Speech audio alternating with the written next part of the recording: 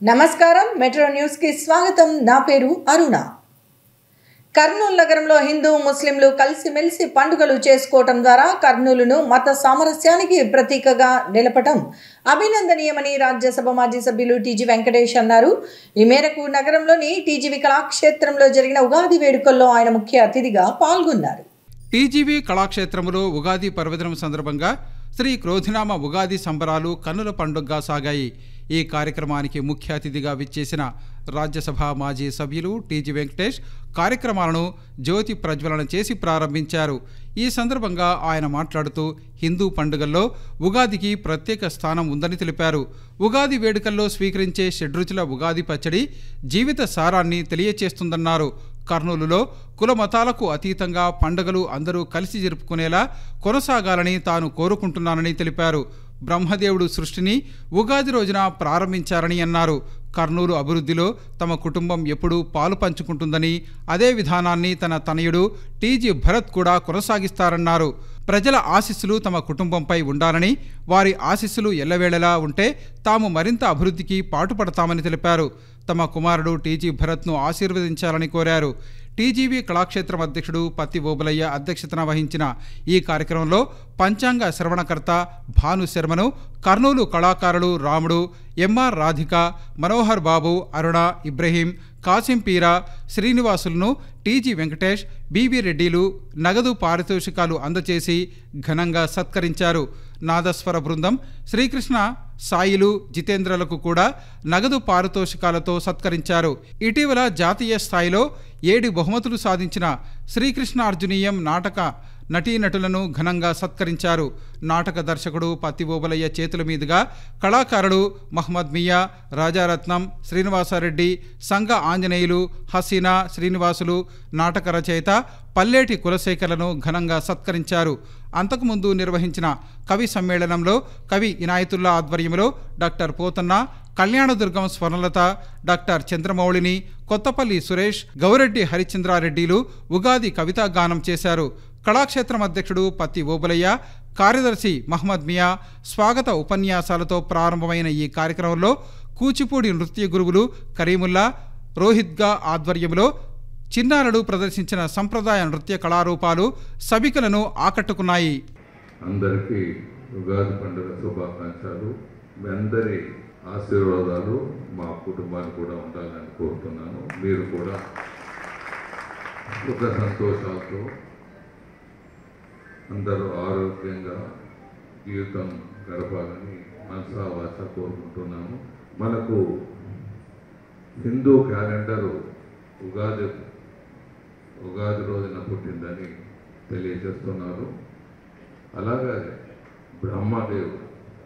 బ్రహ్మదేవుడు ఈరోజు సృష్టించాడని, బ్రహ్మదేవుడు మమ్మల్ని అంతా ఆశీర్వదిస్తాడని ఈ పండుగ రోజు నమ్ముతుంటారు. మరి అలాగే ఈ పండుగ రోజు 6 రకాలు పదార్థాలు కలిపి 6 ఈ పండుగ పూట ఉగాది పచ్చడి చేయటం ఆనవాయితీ. అలాగే ఇక్కడ కూడా విభిన్న కళాకారులు అందరినీ ఇక్కడ గౌరవించడము, అలాగే ఆంజనేయ స్వామి ఆరాధకులు వారి రోజు ప్రవచనాలు అనుకోండి, లేకపోతే ఉగాది విశిష్టత చెప్పడం కానీ వారికి కూడా మనసావాచ వారు కూడా నా నమస్కారాలు తెలియజేస్తున్నాను. మన పండుగ రోజున అందరూ కలిసి మన కులాలకు మతాలకు అతీతంగా ఈ పండుగలు మనం జరుపుతుంటాము. ఈ ఆచారం కొనసాగాలి. మన కర్నూలులో ముఖ్యంగా మరి బ్రహ్మదేవుడు సృష్టించాడు, కానీ సృష్టికర్త బ్రహ్మదేవుడు. అలాగే కర్నూలులో మేము ఏం సేవ చేసినా మమ్మల్ని మర్చిపోతుంటారు. మర్చిపోకండి, బ్రహ్మదేవుని మర్చిపోయినట్లు మమ్మల్ని కూడా మర్చిపోతాడని సభాముఖంగా కోరుతూ మీ సేవలు చేస్తూనే ఉంటాము. మీరు మర్చిపోకుండా మీరు ఆశీర్వదిస్తుంటే మాకు ఇంకా సంతోషంగా ఇంకా ఎక్కువ సేవలు చేసేదానికి అవకాశం కల్పించిన వాళ్ళు అవుతారని ధన్యవాదాలు తెలియజేస్తూ, ఎన్నికల్లో తనను ఎమ్మెల్యేగా గెలిపిస్తే కర్నూలు నగరాన్ని అన్ని విధాల అభివృద్ధి చేసి చూపిస్తానని కర్నూలు అసెంబ్లీ తెలుగుదేశం పార్టీ అభ్యర్థి టీజీ భరత్ అన్నారు. ఈ మేరకు నగరంలోని 52వ వార్డులో జరిగిన టీజీ భరత్ భరోసా యాత్రలో ఆయన పాల్గొన్నారు. 52వ వార్డు పరిధిలోని సాయిబాబా సంజీవయ్య నగర్, ఎల్బిఎస్ నగర్లో టీజీ భరత్ భరోసా యాత్ర కార్యక్రమాన్ని కర్నూలు అసెంబ్లీ తెలుగుదేశం పార్టీ అభ్యర్థి టీజీ భరత్ చేపట్టారు. ప్రతి ఇంటికి వెళ్లి రానున్న ఎన్నికల్లో ఎంపీ, ఎమ్మెల్యే 2 ఓట్లు తెలుగుదేశం పార్టీకి వేసి గెలిపించాలని కోరారు. ఈ సందర్భంగా ప్రజలు ఇళ్ల పట్టాలు, పెన్షన్లు, డ్రైనేజీ, విద్యుత్ వైర్ల సమస్యలను టీజీ భరత్తో మొరపెట్టుకున్నారు. భరత్ వారితో మాట్లాడుతూ తనను ఎమ్మెల్యేగా గెలిపిస్తే ఈ సమస్యలన్నింటినీ పరిష్కరిస్తానని హామీ ఇచ్చారు. ప్రజల సమస్యలను తీర్చాల్సిన బాధ్యత నాయకులపై ఉంటుందన్నారు. తమ ప్రభుత్వం రాగానే నిర్మాణ దశలో ఆగిపోయిన టిడ్కో ఇళ్లను పూర్తి చేసి అర్హులకు అందిస్తామన్నారు. తమ ప్రభుత్వంలో పెన్షన్లు 4,000 ఇస్తామన్నారు. ముస్లిం సోదర సోదరీమణులను ఉద్దేశించి మాట్లాడుతూ టీడీపీ అధికారంలో ఉంటే రంజాన్ పండుగను ముస్లింలు సంతోషంగా జరుపుకోవాలని, రంజాన్ తోఫాను అందచేసేదని గుర్తు చేశారు. తమ ప్రభుత్వం వచ్చిన తర్వాత ఈ ప్రభుత్వం రద్దు చేసిన పథకాలన్నింటినీ మళ్లీ అమలు చేస్తామన్నారు. అనంతరం అడ్వకేట్స్తో మాట్లాడుతూ తాను గెలిచి తమ ప్రభుత్వం అధికారంలోకి రాగానే 6 నెలల నుంచి సంవత్సరంలోపు కర్నూలుకు హైకోర్టు బెంచ్ తప్పకుండా తీసుకువస్తానని తెలిపారు. న్యాయవాదులందరూ తెలుగుదేశం పార్టీకి మద్దతు తెలపాలని కోరారు. ప్రజలందరూ తనపై నమ్మకం పెట్టుకోవాలన్నారు. ఈ కార్యక్రమంలో టీడీపీ సీనియర్ నాయకులు క్లస్టర్ ఇన్ఛార్జి బొల్లెద్దుల రామకృష్ణ, నాగన్న, వేణుగోపాల్, కేవీ శ్రీనివాసులు, రంగస్వామి, హనుమంతారెడ్డి, అంజీ, చాంద్, శాంతప్ప, సిద్ధయ్య, సర్దార్, జనసేన రాయలసీమ ఎన్నికల కన్వీనర్ పవన్, అనిత, బూత్ ఇన్ఛార్జీలు పాల్గొన్నారు. అందరికీ ఒకటే చెప్తున్నా, ఎలక్షన్స్ అనేది చాలా ఇంపార్టెంట్. ఎవరు ఊరికే తీసుకోరాదు సబ్జెక్ట్ని. ఎవరో ఎమ్మెల్యే, ఎంపీ మాకేం సంబంధం అనుకోవద్దు తల్లి. ఎందుకంటే మంచి నాయకుడు, మంచి ప్రభుత్వం ఉంటే మీ కష్టాలన్నీ చాలా తగ్గిపోతాయి. ఎక్కడ పోయినా ఇల్లు లేవు సార్, రెంటెడ్ హౌస్లో ఉన్నాము, టిడ్కో హౌసెస్కి డబ్బులు ఇచ్చినాము, దాని మీద వడ్డీ పడుతూ ఉంది, మాకు ఇంట్రెస్ట్ పోతా ఉంది, అట్లా ఇల్లు రాలే అని చెప్పారు. అట్లాంటి అధ్వానమైన ప్రభుత్వం అమ్మ ఇది. సో ఎక్కడ చూడు సమస్యలే. అక్కడి నుంచి ఇక్కడికి వచ్చినానమ్మా, ప్రతి ఇంట్లో దోమల సమస్య చెప్పారు. కాలువలు క్లీనే చేయరంట. అవునా కదమ్మా? ఇక్కడ వచ్చి కాలువలు క్లీన్ చేయరు, మరి చెత్త పన్ను తీస్తారు, బట్ క్లీనింగ్ ఉండదు. రోడ్ లెవెల్కి కాలువ అయిపోయింది, కొత్త వర్షం పడినా రోడ్ మీదకి వచ్చేస్తా ఉందంట. సో ఇట్లాంటి కష్టాలన్నీ తగ్గాలంటే అట్లా నాయకత్వం చాలా ఇంపార్టెంట్. ఆలోచించి ఒక 10 నిమిషాలన్న ఎవరో ఏమో చెప్తున్నారు అనేది కాకుండా ఒక 10 నిమిషాలు ఆలోచించి ఓటేయండి. మీ ఫ్యూచర్ బాగుంటుంది. నేను పక్కా లోకల్ అమ్మ, అవతల వ్యక్తి వచ్చి నాన్ లోకల్. ఆయనకి ఏం అనుబంధం కానీ రిలేషన్షిప్ కానీ ఏం ఉండదమ్మా. మాకు ఉన్నంత రిలేషన్షిప్ వాళ్ళకు ఉండదు. 10 ఏళ్ల నుంచి ఓడిపోయినా సేవ చేస్తానే ఉన్నాం. ఎన్నోసార్లు ఇక్కడ తిరిగినా, నేను లాస్ట్ టైము తిరిగినా, అంతకుముందు తిరిగినా, ఎన్నో సేవా కార్యక్రమాలు చేశాం, పెళ్లిళ్ళు చేశాం. మీరు ఏమైనా సమస్య వస్తే వచ్చి కలిస్తే ఎన్నో మా చేతనేంత వరకు చేస్తూనే ఉన్నాం. అది గుర్తించండి అమ్మ. మాది secular party, Telugu Desam party. Tension కావాల్సిన పనే లేదు. సో ఎవరికి ఏం కాదు, ఏం అన్యాయం కాదు. వాళ్ళు చెప్పేవన్నీ సగం 99% అబద్ధాలు ఉంటాయి.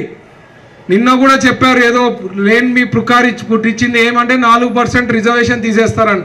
అది కూడా రాంగ్ న్యూస్. అట్లా లేనివి చెప్తారు, నిజాలు ఏం చెప్పారు, అన్ని అబద్ధాలే చెప్తారు. అబద్ధాలతో గెలుస్తారు. చేసేది శూన్యం. చేసినామని చెయ్యంది కూడా చేసినామని చెప్పుకునే ఛానల్స్ వాళ్ళది. సో మీరు పట్టించుకోవద్దండి. ఒక అవకాశం నాకు ఇవ్వండి. సైకిల్ గుర్తుకి ఓటు వేయాల్సిందిగా రిక్వెస్ట్ చేస్తున్నా. 2 మెషిన్లలో కూడా సైకిల్ వేయాల్సిందిగా రిక్వెస్ట్ చేస్తున్నా. ఈ పవిత్ర రంజాన్ పర్వదినం ప్రజలందరి జీవితాల్లో నూతన వెలుగులు నింపాలని కర్నూలు అసెంబ్లీ తెలుగుదేశం పార్టీ అభ్యర్థి టీజీ భరత్ అన్నారు. ఈ మేరకు నగరంలోని పాత ఈద్గాలో జరిగిన రంజాన్ ప్రత్యేక ప్రార్థనల్లో ఆయన పాల్గొన్నారు. రంజాన్ పర్వదినాన్ని పురస్కరించుకుని నగరంలోని కొత్త బస్టాండ్ వద్ద ఉన్న పాత ఈద్గాలో జరిగిన రంజాన్ ప్రత్యేక ప్రార్థనలో కర్నూలు అసెంబ్లీ తెలుగుదేశం పార్టీ అభ్యర్థి టీజీ భరత్ నగరంలోని ముస్లిం సోదరులతో కలిసి పాల్గొన్నారు. ఈ కార్యక్రమంలో ముస్లిం మత పెద్దలతో పాటు Janasena party Kurnool assembly incharge Arshad తదితరులు పాల్గొన్నారు. ఈ సందర్భంగా ముస్లిం మత పెద్దల మార్గదర్శనంలో కర్నూలు అసెంబ్లీ తెలుగుదేశం పార్టీ అభ్యర్థి టీజీ భరత్ రంజాన్ ప్రార్థనలో పాల్గొన్నారు. రంజాన్ ప్రార్థనల అనంతరం ముస్లిం సోదరులకు ఆయన ప్రత్యేక శుభాకాంక్షలు తెలిపారు. ఈ సందర్భంగా ముస్లిం సోదరుడు ఆయనకు ప్రతిగా శుభాకాంక్షలు తెలిపారు. రంజాన్ పర్వదినం ప్రజల జీవితాల్లో నూతన వెలుగులు నింపాలని యువనేత టీజీ భరత్ ఆకాంక్షించారు. అల్లా ఆశీస్సులతో ప్రతి ఒక్కరూ సుఖ సంతోషాలు, శాంతి, సౌభాగ్యాలతో జీవించాలని ఆయన ప్రార్థించారు.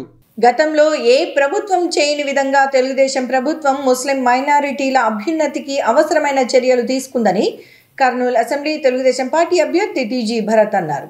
ఈ మేరకు నగరంలోని ఆనంద్ థియేటర్ వద్ద ఉన్న పాత ఈద్గాలో జరిగిన ఇఫ్తార్ విందులో ఆయన పాల్గొన్నారు. కర్నూలు నగరంలోని ఆనంద్ టాకీ సమీపంలోని పాత ఈద్గాలో కర్నూలు అసెంబ్లీ తెలుగుదేశం పార్టీ అభ్యర్థి టీజీ భరత్ ప్రార్థనలో పాల్గొన్నారు.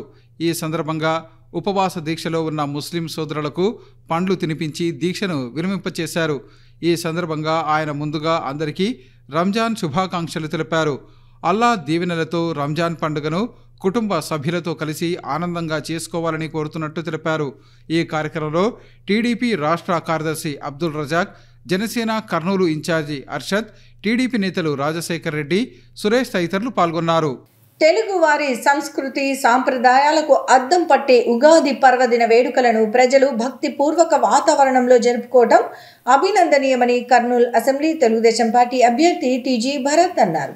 ఈ మేరకు నగరంలోని బంగారుపేటలో గోల్డెన్ యూత్ ఆధ్వర్యంలో జరిగిన ఉగాది వేడుకల్లో ఆయన పాల్గొన్నారు.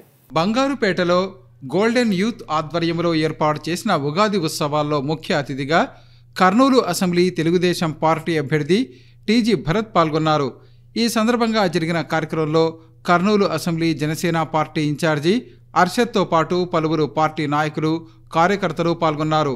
ఈ సందర్భంగా గోల్డెన్ యూత్ ఆధ్వర్యంలో ఏర్పాటు చేసిన ఎడ్లబండిపై యువత టీజీ భరత్ ఎక్కి ఉగాది వేడుకల్లో పాల్గొన్నారు.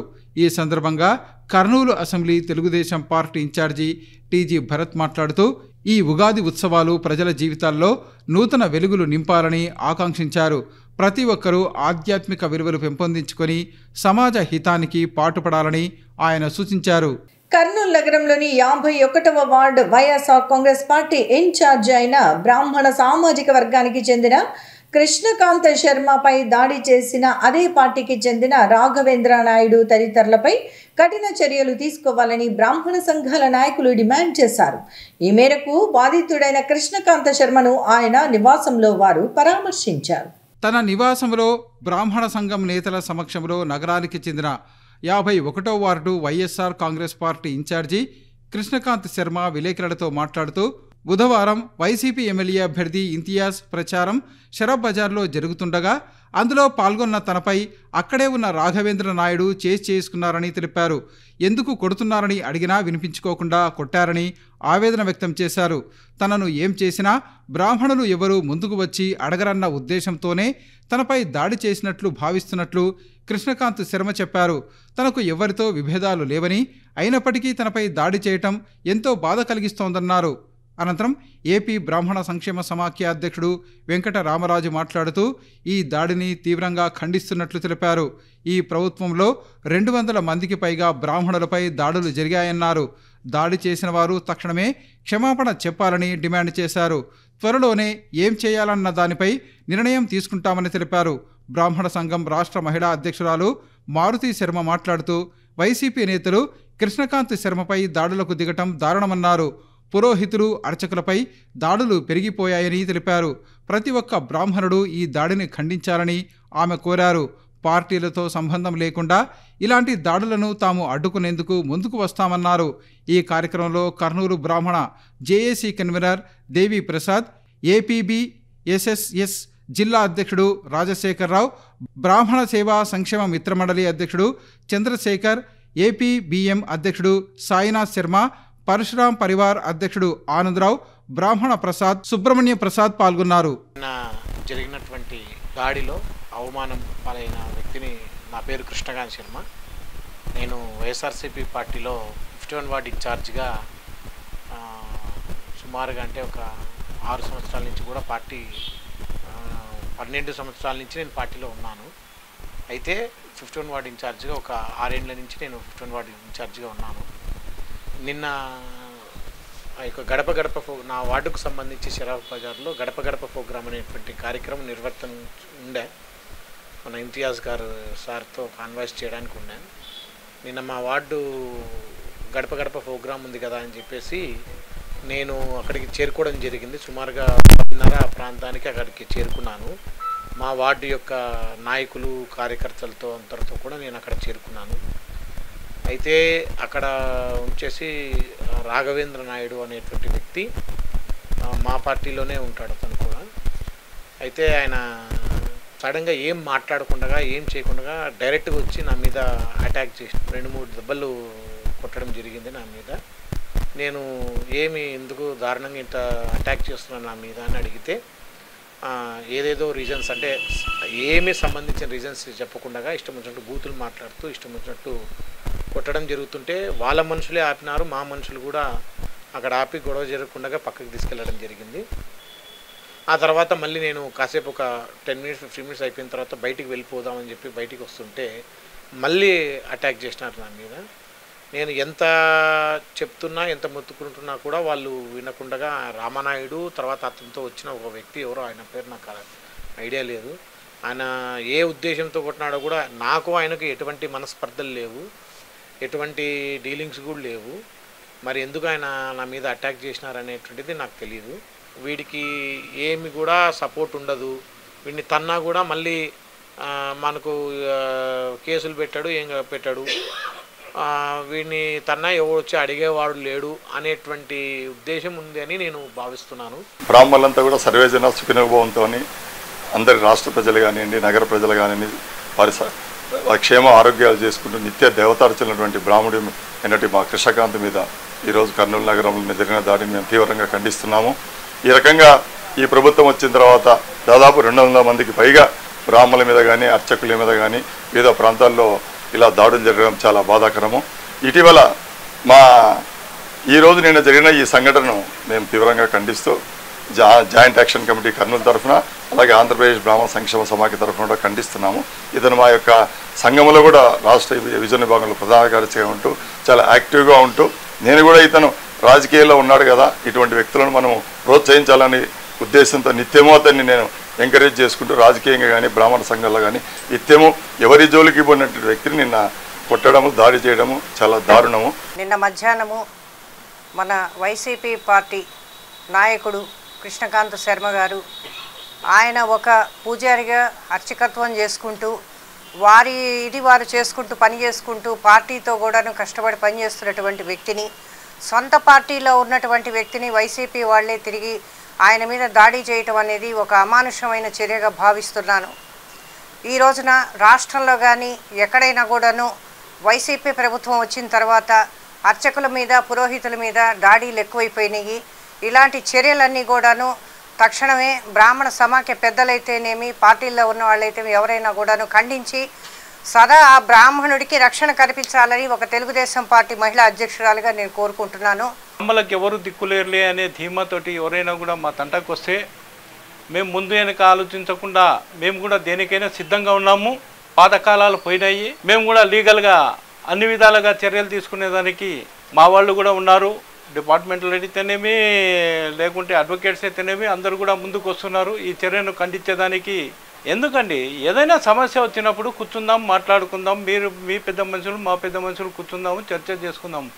భౌతిక దాడులు అనేది మనం ఎక్కడున్నాము? ఈ ప్రభుత్వం వచ్చినాక నిజంగా చాలా భౌతిక దాడులు ఎక్కువైపోయినాయి. మా బ్రాహ్మణుల పట్ల చిన్న చూపు ఎక్కువైపోయింది. మేము దాన్ని ఎంత మటుకు ఓర్చుకోము. మేము ఒకవేళ తిరిగి మీకు ఎక్కువ కొట్టలేకుండా మా దగ్గర ఓటు ఉంది, ఓటుతోటి తిరిగి కొడతాం. మళ్ళీ చావు దెబ్బ కొట్టడానికి కూడా సిద్ధం మేము. మా సోదరుడు కృష్ణకాంత్ మీద నిన్న జరిగిన దాడి అమానుషం. బ్రాహ్మణులను తక్కువగా అంచనా వేయకండి. మేము అప్డేట్ అవుతున్నాము. మీ అందరికీ తెలిసిన విషయం, బ్రాహ్మణులు పండితులు పురం హితం కోరేవాళ్ళం మేము.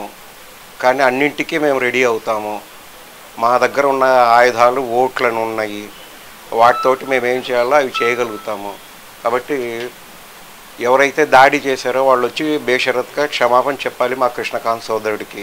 అన్ని రకములైనటువంటి రాజకీయ పార్టీలు కావచ్చు, లేకపోతే మిగిలినటువంటి కుల సంఘాలు కావచ్చు, ఏవైనా ఎవరైనా సరే బ్రాహ్మణుల జోలికి వస్తే ఇక నుంచి తోలు తీస్తాము అని చెప్పేసి ఖచ్చితంగా ఘంటాపదంగా చెప్తూ ఉన్నాం.